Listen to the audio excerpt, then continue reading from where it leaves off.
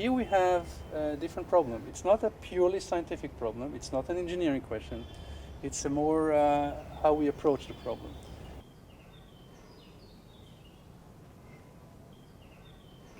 A group of solutions will be to build walls and structures and protection means to protect the cliff by all means. These are very expensive structures. It's a very complicated policy because different real estates will treat it in different ways. And from my point of view, it's probably the most complicated solution. It involves lots of open questions. Sediment transport, which is a key issue, stability of the cliff is another issue, and the unexpected is much bigger than the expected results. And lots of groups worldwide claim that this is a no solution because every structure that one will build in the future will collapse. The other group of solutions will be to fill the beach with sands. Sand that comes from either deep ocean or other coastal areas. And at least in Israel, specifically, we don't have those sources for nourishment, bringing sand from other sources and filling the coast. And again, it's not a long-term solution. And that leaves us with the third solution, which is basically to plan a retreat, giving nature the right to erode the cliff slowly. And the question is now, if you choose this policy, how do you protect people? How do you protect real estate to some degree? And what's your plans for the future? In every step of our collaborative work, we all faced different issues and conflicts in which we had to first decide what's our core values, what is most important to us in this situation.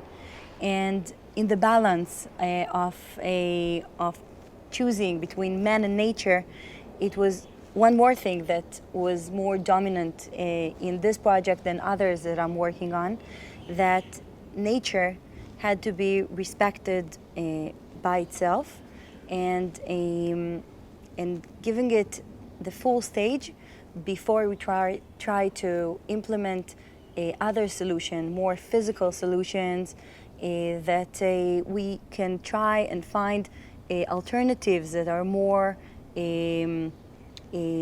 related to the natural processes and not necessarily bring our design and planning everywhere.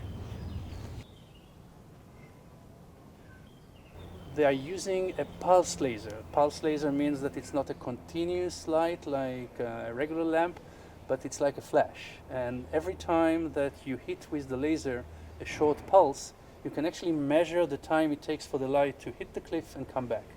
And that gives us a very exact distance between the instrument and the cliff. And if you do it in multiple locations, you can have a map, an exact map of how the cliff looks like.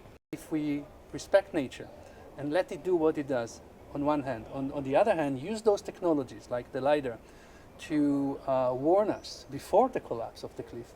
We can probably live with the cliff, let nature erode it, and yet to protect people against any collapse of the rocks and any future disaster that might kill people, something that we have to avoid by all means. Netanya and the erosion of the cliff there is just one problem in which the conflict of man and nature is an important part of. But we can think of many other issues that are in current urban design that we can approach in a more balanced way in which man does not manage nature rather than thinking and working with it. Now, thanks to the technology and the money that could have been installed into protecting the cliff could now be invested into a project that will do both things. educating the people and keeping the people from being harmed by the cliff collapse in the future.